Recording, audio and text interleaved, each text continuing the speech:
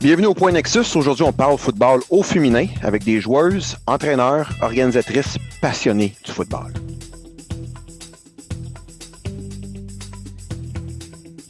Nos invités ce soir, Katrina Paiement, joueuse, organisatrice et cofondatrice des Capital Rebels, Andréane Dupont-Parent, joueuse et représentante du Blitz de Montréal, ainsi que fondatrice des Reines, Sonia Rodi, cofondatrice, joueuse, entraîneur des Capital Rebels et entraîneur mineur dans la NCAFA en Outaouais, et Mathieu Joyal, directeur général de Football Québec. Bonsoir gang, comment ça va? Ça va très bien, merci. Bien, merci. Good. Merci d'avoir accepté l'invitation de nous parler. Je pense qu'on va partir tout de suite sur le vif du sujet. J'ai plusieurs questions pour vous ce soir. Je pense que c'est assez clair que vous êtes toutes fortement impliquées dans le développement du football pour femmes. Puis on va tenter de démystifier ça un peu là, pour les jeunes filles qui aimeraient soit commencer ou poursuivre une carrière dans le football, sachant maintenant qu'ils ont un débouché de plus. Collectivement, mesdames, vous avez parti d'une ligue de football pour femmes. Elle semble être composée de 2 équipes. Andréane, je vais commencer avec toi. Parle-nous de la mission ou la raison d'être des Reines. Bien, avec plaisir. Merci de nous recevoir sur le podcast. Les Reines, c'est vraiment un collectif de football féminin. Donc, principalement au Québec, mais on souhaite avoir des ramifications en Ontario, d'ailleurs, avec la collaboration des Capital Rebels.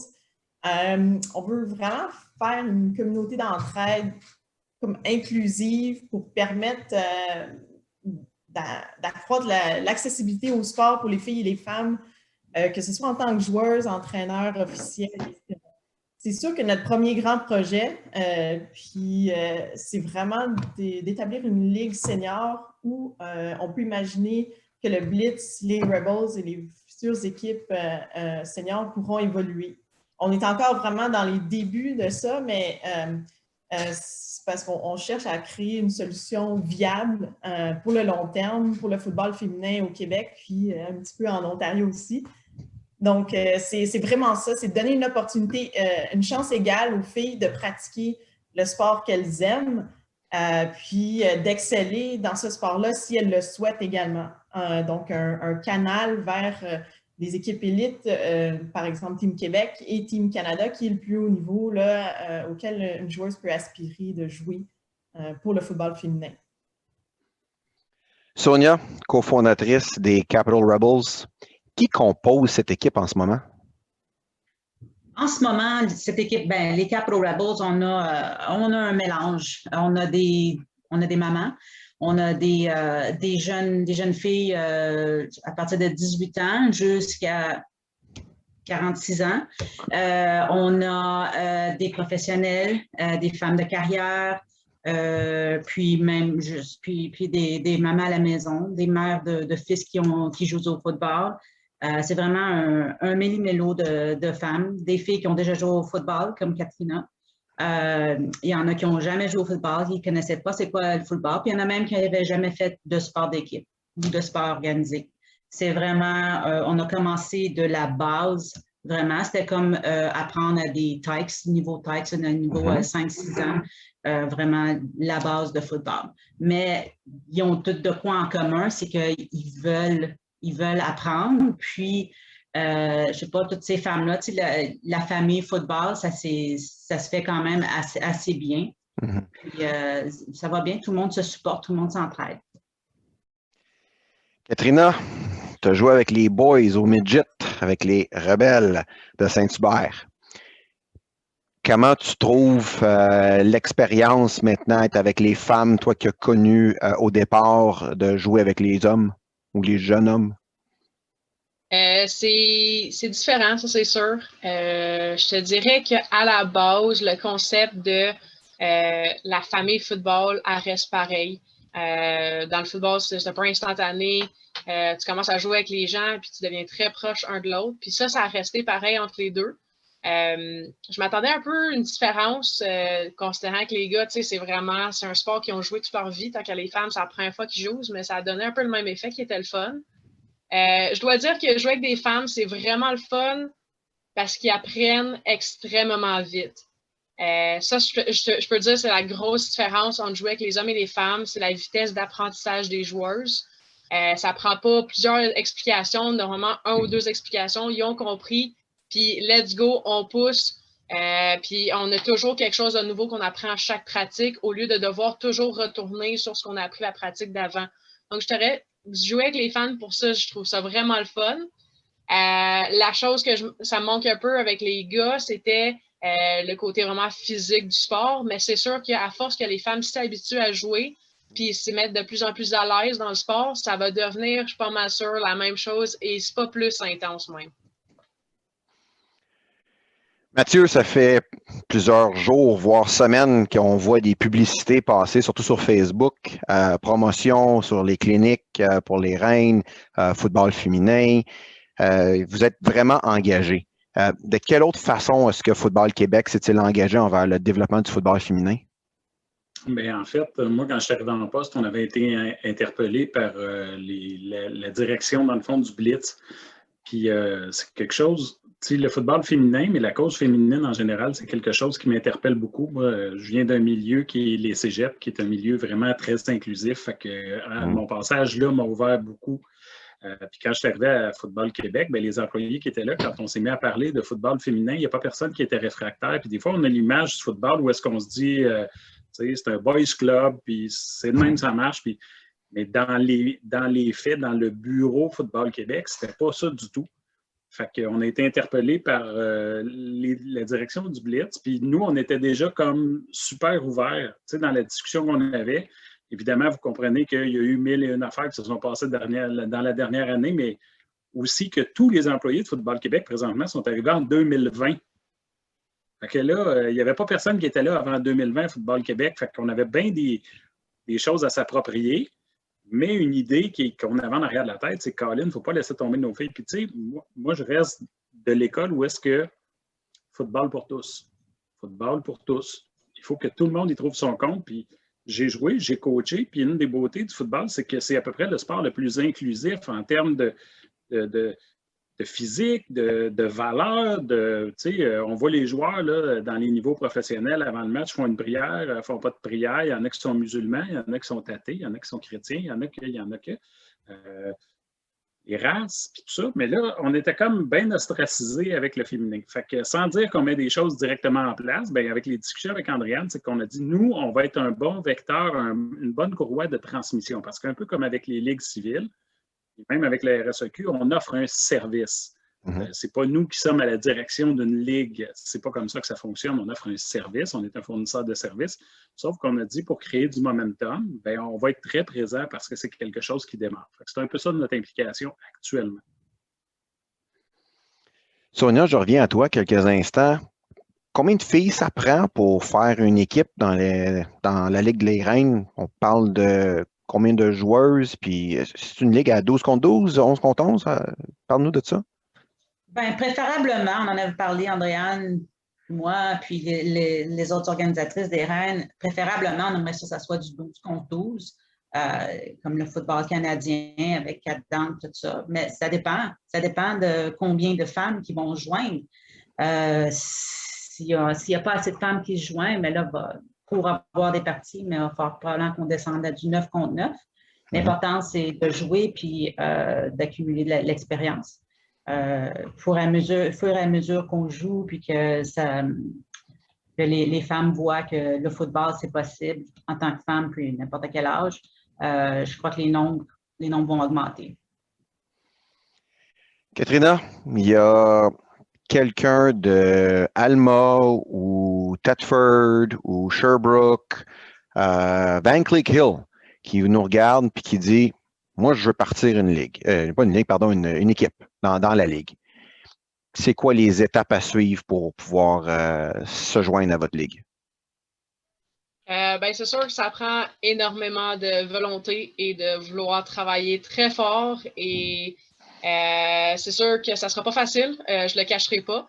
Par contre, c'est sûr qu'en contactant moi-même, Sonia, les autres membres de la Reine Andréane, tout le monde qui est impliqué, c'est sûr qu'on va se supporter un et l'autre. Dès le début, les Blitz de Montréal, aussitôt qu'on a fait la mention qu'on voulait partir une équipe, ils étaient là pour nous supporter. Quelque chose d'autre qui est très simple, c'est aller contacter les équipes dans la région qui existent déjà, les équipes de jeunes comme les équipes d'adultes même, puis leur demander est-ce qu'ils ont de l'équipement à prêter ou à donner, est-ce qu'ils ont quoi que ce soit pour le support côté équipement. C'est sûr que c'est un super gros aide parce que c'est le plus gros dépense quand ça vient partir une équipe. Puis après ça, c'est tout simplement beaucoup de marketing. Donc, beaucoup de créer l'image de il va y avoir une équipe dans cette région-ci, aller trouver des endroits de faire du recrutement, aller trouver des étudiantes en rugby, en soccer, des affaires comme ça, ou dans le hockey, aller trouver des places où est-ce que vous allez pouvoir trouver des joueuses. Puis aussi simple que ça, justement, aller voir les équipes de jeunes qui existent dans votre région déjà, puis aller parler aux mamans puis aux papas. Il y a beaucoup de mamans qui sont sur le bord du terrain, qu'eux, ils veulent jouer, mais ils n'ont pas l'opportunité, puis ils n'ont jamais su qu'ils auraient même pu avoir l'opportunité. Donc, ils vivent à travers leur fils ou leur fille qui joue. Puis là, aussitôt que tu leur dis, on a une équipe, on part une équipe, instantanément, ils s'intéressent. Puis c'est vraiment de là qu'il faut partir. Donc, c'est la volonté, puis d'aller retrouver toutes les ressources possibles dans ta région pour t'aider à te supporter dans ton effort de partir une équipe. Andréane, jusqu'où on aimerait voir des équipes se dresser? C'est une excellente question. C'est sûr que notre projet vise vraiment le Québec et quelques équipes en Ontario dans une vision de 5 ans, si on se dit. Mais on se dit 3 ans, 3 équipes, 5 ans, 5 équipes pour avoir quelque chose de viable. Mais c'est vraiment le centre du Canada, le centre-est du Canada. Parce qu'il existe déjà des ligues là, dans l'Ouest. Il existe une ligue dans l'Ouest canadien, donc la WWCFL, donc depuis plusieurs années, puis dans les maritimes, la MWFL. On n'exclut pas l'idée, une fois qu'on a bâti quelque chose de solide, de collaborer avec les autres ligues existantes pour avoir quelque chose de national en série. Mais pour que ça soit viable, c'est sûr que ça doit être plus local. Avec le Blitz, on l'a vécu, aller aux États-Unis, les dépenses pour transporter une équipe à plus de 10 heures de route à chaque fois. C'est pas comme si on prenait l'avion puis on allait dormir à l'hôtel. C'est pas du tout notre réalité. Donc, c'était le bus pour aller. C'est 10 heures de bus avant ta game. Après ça, tu finis ta game, tu n'as même pas le temps de te laver puis tu reviens. Donc, c'est des coûts importants, mais c'est des sacrifices que toutes les joueuses sont prêtes à faire. Mais on pense que c'est plus réaliste de considérer quelque chose au Québec et en Ontario. Marché, mais là, l'Outaouais, Ottawa, donc il y a des personnes super solides qui sont là, qui ont la volonté et surtout la passion pour mener ce projet-là. Ce qu'on aimerait peut-être, on a identifié la Montérégie, donc il y a un bassin d'athlètes très, très intéressant là. La rive nord de Montréal aussi, où il y a une ligue récréative qui existe. Ouais, j'en ai vaguement entendu parler. Oui, comme ça. C'est sûr qu'on essaie d'identifier pour aller chercher Trois-Rivières, puis chercher ces femmes-là qui sont peut-être dans la région de Québec, qui pourraient se rendre aux pratiques. Puis finalement, le sud de l'Ontario a aussi un très gros bassin d'athlètes, entre autres au touch football. Donc, il y a les connaissances qui sont là, il y a l'expérience, mais ça prend des agents de développement ou des agents de développement dans ces secteurs-là, comme Katrina, Sonia et Sean le font si bien à Ottawa. Donc, puis à Montréal, c'est sûr qu'on est établi depuis un petit moment, donc on bénéficie de ce momentum-là. Là. L'équipe existe depuis 2001, mais ils ont défriché, là. Je veux dire, les filles avant moi, ça défrichait fort, puis ils se sont battus, donc c'est la motivation pour continuer, c'est sûr. Sonia, 5 équipes en 5 ans. Quoi d'autre qu'on voit d'ici 5 ans pour la Ligue? Un peu comme Andréane l'a dit, un développement plus large avec plus d'équipes, puis avec peut-être une ligue qui va se développer du côté de l'Ontario seulement, et puis la Ligue Québec, et puis après ça, une ligue comme on va jouer contre la Ligue des Maritimes, puis l'autre de l'Est, et tout. Donc, puis avec des équipes pleines de filles qu'on pourra même faire des coupures éventuellement. pas comme toujours arraché à avoir des joueurs qui vont jouer des deux côtés, mais avoir des équipes bien fournies comme dans la QMFL du Québec, fonctionner aussi avec des beaux tournois comme dans la QMFL puis le QBFL, tout ça. Donc, on espère que ça soit aussi facile de voir puis de se joindre à du football féminin que c'est pour les hommes, les garçons, au niveau filles que femmes. Mathieu, Andréane, elle l'a mentionné, le Blitz est là depuis 2001, ça fait 20 ans qu'ils sont là. Comme elle disait si bien, leurs opposantes étaient aux États-Unis. Il n'y avait pas d'équipe au Québec ni au Canada contre qui compétitionner. C'est quoi le plus gros obstacle au développement du football féminin, puis comment est-ce qu'on l'adresse? Bien, actuellement, de toute évidence, c'est parce que c'est un sport qui est très masculin. Là, il est associé à ça de par sa définition et sa nature, puis il s'est toujours joué comme ça. C'est un sport qui a plus de 120 ans. Fait il faut se rappeler que quand ça a commencé, la femme, on n'offrait pas nécessairement le respect qu'elle devait avoir. Fait les défis présentement, c'est de faire que les gens comprennent qu'ils ne fassent plus l'association football égale homme. Ça, c'est un défi, puis c'est une mentalité, puis changer de mentalité, ça va prendre le temps que ça va prendre, puis personne ne sait ça va prendre combien de temps, mais tout le monde sait que ça ne se fera pas instantanément. Ça, on est d'accord.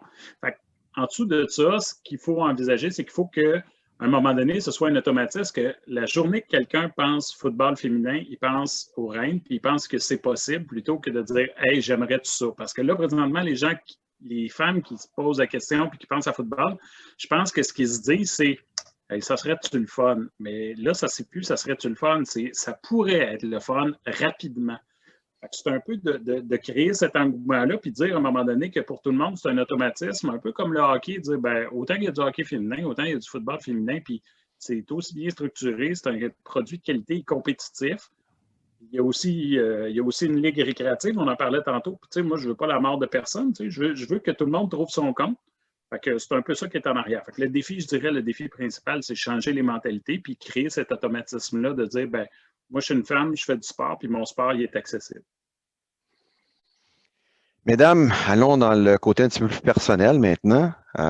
Katrina, est-ce que tu peux nous décrire qu'est-ce que le football t'a apporté à ta personne? Le football a été, pour moi, j'ai commencé à jouer quand j'étais dans mon adolescence, particulièrement. Puis pour moi, c'était un point de référence où est-ce que quand ça allait pas bien dans la vie, je savais que sur le terrain de football, j'étais capable de me défouler, j'étais capable de juste m'amuser.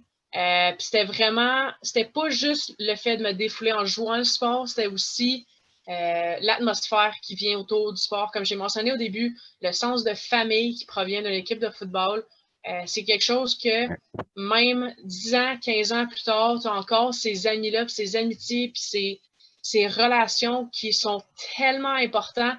Ça fait presque 10 ans depuis que j'ai terminé de jouer là, avec les Rebelles de Saint-Hubert. Et j'ai mon head coach qui m'écrit à chaque Noël pour me fêter Joyeux Noël. Et c'est vraiment des relations que tu bâtis puis qui restent pour le restant de tes jours. Puis c'est vraiment ça qui, pour moi, est le football. C'est pas juste le sport, parce qu'on va se dire c'est le plus beau sport au monde, mais c'est aussi les relations et les amitiés que tu bâtis en jouant ce genre de sport-là. C'est tellement un sport qui demande une compétence, pas une compétence, pardon, une relation entre toi et la personne à côté de toi. C'est vraiment pas un jeu que tu peux jouer tout seul. Il faut vraiment que tu sois capable de faire confiance à la personne à droite et à gauche qui vont faire ce qu'eux ont besoin de faire pour que tu puisses faire ta job dans la game.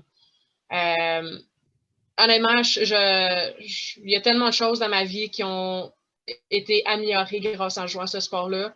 Puis, je pense que c'est quelque chose qui est vraiment unique au football. Particulièrement encore plus étant une femme qui a joué avec les hommes, c'était encore plus intense, étant donné que c'était tellement rare et il y avait tellement de hype positif et négatif du fait que je jouais avec les garçons. Puis ça l'a affecté le restant de ma vie. Puis c'est vraiment quelque chose que j'utilise toujours comme une référence quand ça va pas bien. C'est toujours ma référence de comment je m'en sors des situations difficiles. Andréane, toi, ton parcours, comment en es-tu arrivé au football? J'en suis arrivée, le sport a toujours fait partie de ma vie. C'est toujours très important, puis quelque chose que j'ai aimé faire, qui a été encouragé dans mon entourage. J'ai pratiqué le ski alpin à un bon niveau.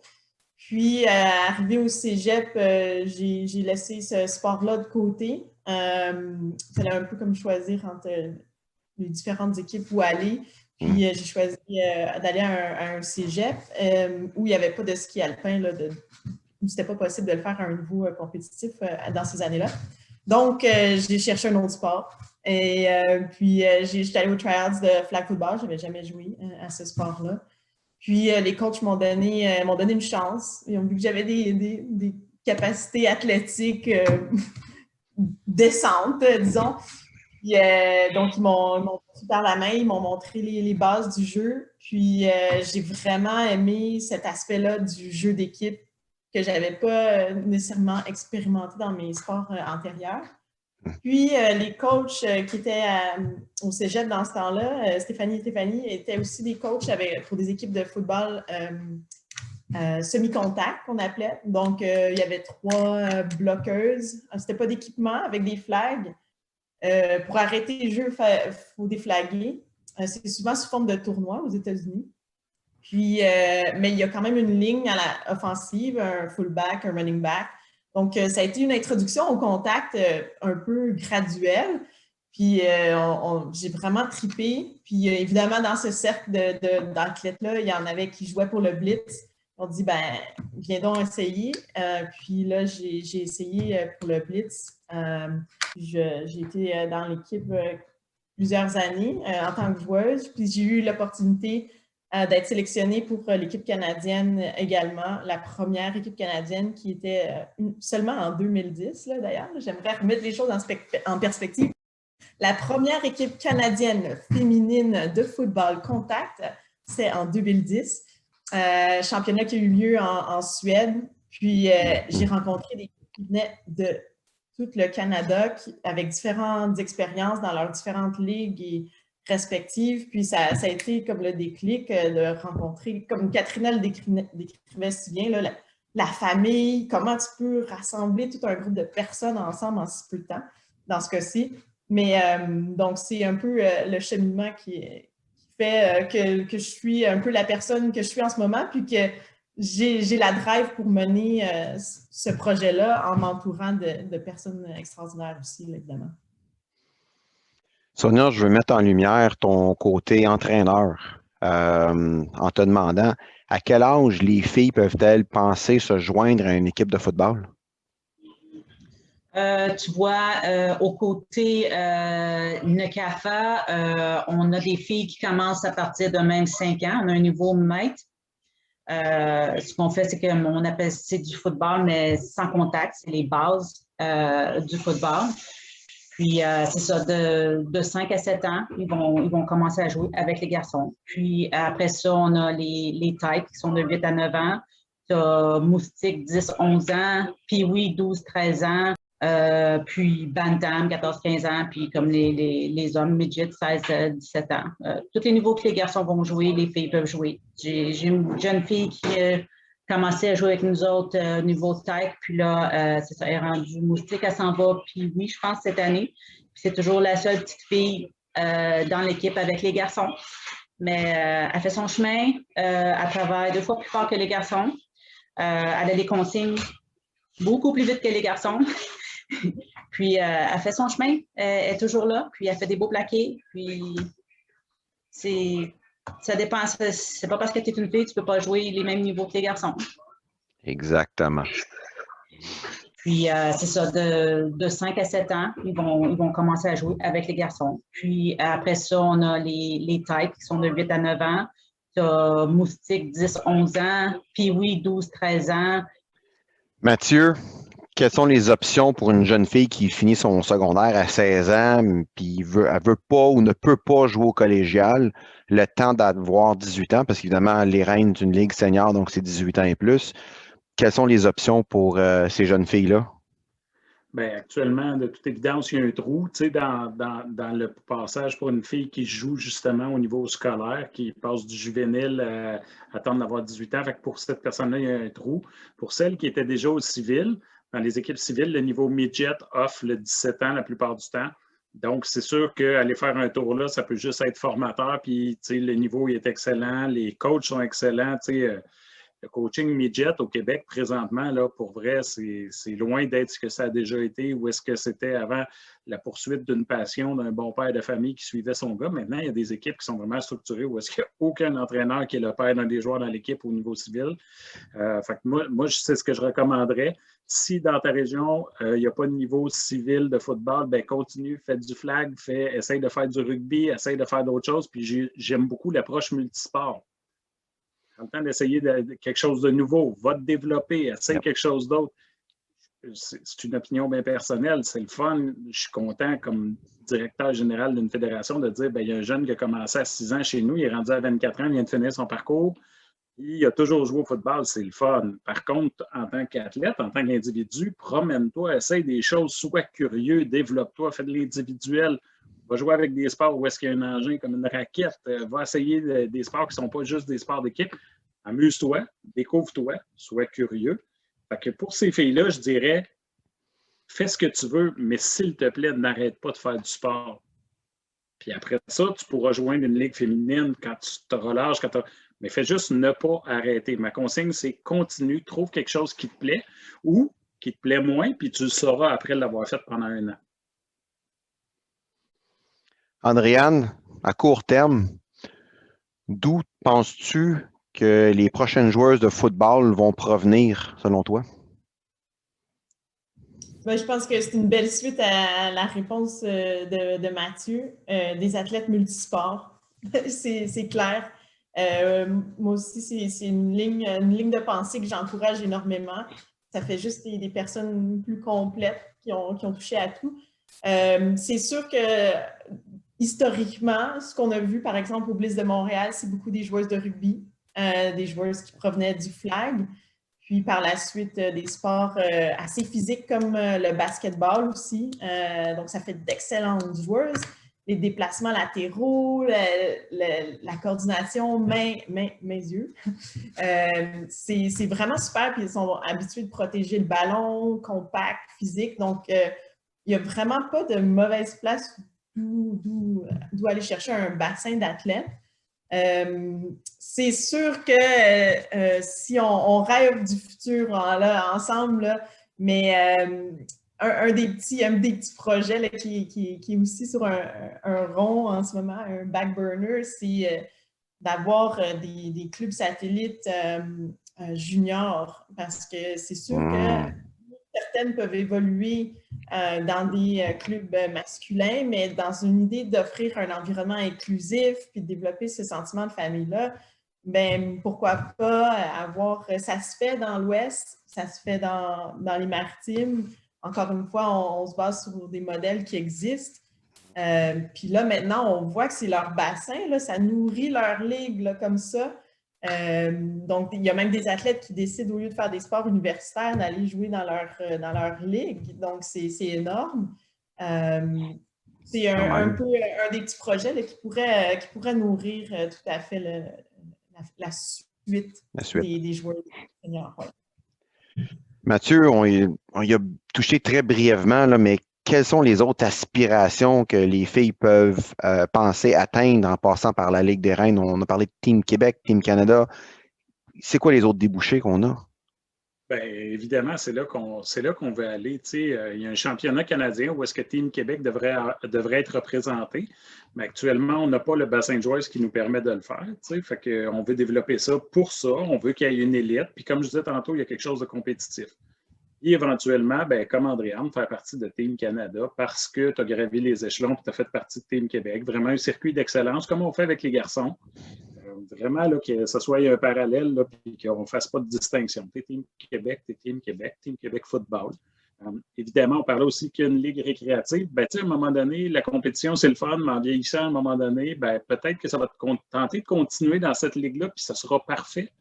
Puis il y a peut-être des filles qui sont dans une ligue récréative qui se disent, Caroline, j'aimerais ça, vraiment un peu plus de compétition. Puis moi, je suis ouvert à ça. Je pense que le débouché ultime, c'est ça. Puis j'aimais l'idée d'Andréane, puis on en a déjà discuté ensemble, fait que je me le permets. Mais une ligue de filles, par exemple, 15, 16, 17 ans, football à 9, pour préparer justement la relève dans les équipes. Puis, c'est un peu, il y a un peu un non-sens dans le fait de travailler sur un groupe d'athlètes 18, 40, 45, 50, peu importe. Mais c'est là qu'il y a le plus grand bassin actuellement. Puis je pense qu'en nourrissant cette ligue-là, puis en la situant bien, puis en faisant une bonne publicité, c'est là qu'on va pouvoir mettre justement peut-être une ligue bassin en dessous, une ligue après, ou contribuer à une ligue qui existe déjà, tout simplement. C'est d'offrir la possibilité, peu importe l'âge, de pouvoir pratiquer le sport que tu aimes. Mais effectivement, le but, très avoué, c'est qu'on ait un Team Québec. Puis ça, le DG de Football Québec, c'est ça. Puis l'ancien coach, en moi, c'est pas d'avoir Team Québec, c'est d'avoir la meilleure équipe au Canada.